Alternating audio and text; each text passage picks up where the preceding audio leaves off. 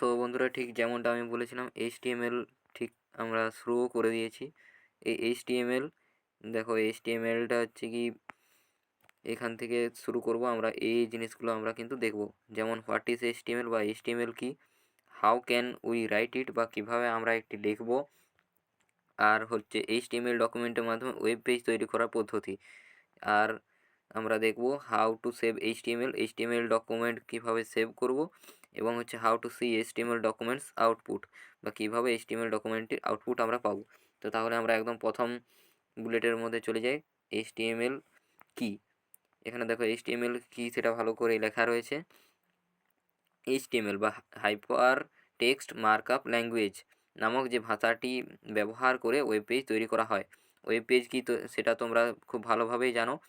1989 সালে সুইজারল্যান্ডের Tim Berners Lee World Wide ওয়েবের পেজ তৈরির জন্য এক বিশেষ ধরনের মার্কআপ ল্যাঙ্গুয়েজ ব্যবহার করেন, এবং যার নাম দেন হাইপার টেক্সট মার্কআপ ল্যাঙ্গুয়েজ বা এইচটিএমএল, যেটা এই মুহূর্তের এইচটিএমএল। তো এইচটিএমএল এর সাহায্যে ওয়েব পেজ তৈরি করা হয়। সেটি প্রকৃতপক্ষে টেক্সট ডকুমেন্ট, অনেকটা এমএস ওয়ার্ডের মতো। এর বৈশিষ্ট্য হলো ডকুমেন্টটিকে দেখতে হলে ওয়েব ব্রাউজারে দেখতে হয়। ঠিক আছে, এই যে অংশটি এইচটিএমএল এর সাহায্যে থেকে এই ব্যবহার করতে হয় পর্যন্ত হচ্ছে এটা সংজ্ঞা। এবারে আমরা চলে যাব নেক্সট বুলেটের মধ্যে, মানে হচ্ছে এইচটিএমএল ডকুমেন্টের মাধ্যমে ওয়েব পেজ তৈরি করার পদ্ধতি, বা তার আগে যেটা রয়েছে কিভাবে আমরা এইচটিএমএল লিখব।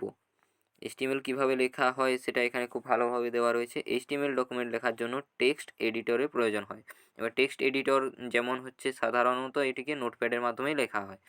তো এই নোটপ্যাড হচ্ছে এইচটিএমএল ডকুমেন্টটিকে নোটপ্যাডের মাধ্যমে লেখা হয়। নোটপ্যাড খোলার পদ্ধতি এখানে রয়েছে, স্টার্ট, প্রোগ্রামস, অ্যাক্সেসরিজ, তারপর নোটপ্যাডের মধ্যে ক্লিক। এবার হলো এইচটিএমএল লেখার ক্ষেত্রে কিছু ট্যাগ ব্যবহার করতে হয়। ঠিক আছে, তো এইখানে প্রশ্নটি রয়েছে, এইচটিএমএল লেখার ক্ষেত্রে ট্যাগের ব্যবহার। যে কোনো এইচটিএমএল ডকুমেন্টের মূল ভিত্তি হলো এইচটিএমএল ট্যাগ। ঠিক আছে, তো ট্যাগ হলো কতগুলি সাংকেতিক চিহ্ন। এই ট্যাগের সাহায্যে এইচটিএমএল প্রোগ্রামিং লেখা হয়। ট্যাগ বিভিন্ন প্রকারের হয়ে থাকে, যেমন হলো হেডিং ট্যাগ বা title tag, body tag, link tag ইত্যাদি। তো যে কোনো ট্যাগ যখন আমরা শুরু করব তখন এভাবে লেস দেন এবং গেটার দেন চিহ্নর মাধ্যমে বোঝানো হয়। যেমন এখানে দেখো করে দেওয়া হয়েছে টাইটেল, হেড, বডি। এই ট্যাগগুলি সাধারণত জোড়ায় লেখা হয়। টাইটেল ট্যাগটার আমি শেষ করিনি, তো যাই হোক, সাধারণত জোড়ায় লেখা হয়। ঠিক আছে, যেমন ধরো এইচটিএমএলটা যখন আমরা এখানে দেখো শুরু করলাম, এবং এইচটিএমএলটা যখন আমরা শেষ করব এভাবে একটা স্ল্যাশ দিয়ে দেবো। এইচটিএমএল ডকুমেন্টের প্রথম ট্যাগটি হচ্ছে এইচটিএমএল, যেটা আমি আরও ভালো করে বুঝিয়ে দিয়েছি। এইচটিএমএল ডকুমেন্টের প্রথম ট্যাগটি হলো এইচটিএমএল এবং শেষ ট্যাগটি হচ্ছে এইচটিএমএল। এখানে স্ল্যাশ চিহ্ন দ্বারা ট্যাগের শেষ বোঝানো হয়েছে। ট্যাগ লেখার সময় বড় বা ছোটো হাতে যে কোনো অক্ষরের সাহায্যেই লেখা যায়। মানে এইচটিএমএলটাকে আমরা বড়ও লিখতে পারি বা এইচটিএমএলটা ছোটো হতে পারে। এবার হলো এইচটিএমএলটিকে সেভ করার পদ্ধতি। নোটপ্যাডে টেক্সটটিকে বা কোডটিকে লিখে যখন আমরা সেভ করব তখন সেই ফাইলটিকে তার নাম দেব। সেটা যদি আমরা না দিই সেক্ষেত্রে কী হবে, বাই ডিফল্ট দেখবে ওখানে একটা .txt নামে লেখাটি থাকবে। তো এটার কারণটা কি, না এটার কারণ হচ্ছে যখন আমরা টেক্সটের মাধ্যমে লিখছি, মানে আমরা নোটপ্যাডে যখন আমরা লিখছি তখন সেটা কিন্তু আমাদের টেক্সট হিসাবে সেভ হবে। কম্পিউটার আমাদের এটা টেক্সট হিসাবে নেবে। তো এটাকে এইচটিএমএল করার জন্য আমরা কি করব, সেই ফাইলটার আমরা একটা নাম দেব। ঠিক আছে, সেই ফাইলটার নাম দেওয়ার পরে আমরা কি করব, .html লিখব।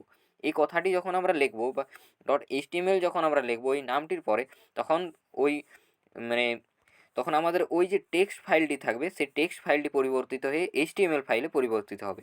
তো এবার ওই ফাইলটিকে যখন আমরা সেভ করে দেবো, সেভ করবার পরে ওই জায়গায় যখন আমরা যাব তখন আমাদের যে মেশিন, সেই মেশিনের মধ্যে যে বাই ডিফল্ট যে ব্রাউজারটি থাকবে সেই ব্রাউজারের আইকনটি ওটা কিন্তু নিয়ে নেবে। তখন আর কিন্তু আমাদের ওই নোটপ্যাডের ওই টেক্সট ফাইলের মতো ওই সাইনটা কিন্তু থাকবে না। তখন ওটা আমাদের মেশিনের মধ্যে বাই ডিফল্ট যেই ব্রাউজারটি থাকবে তার একটা আইকন নিয়ে নেবে।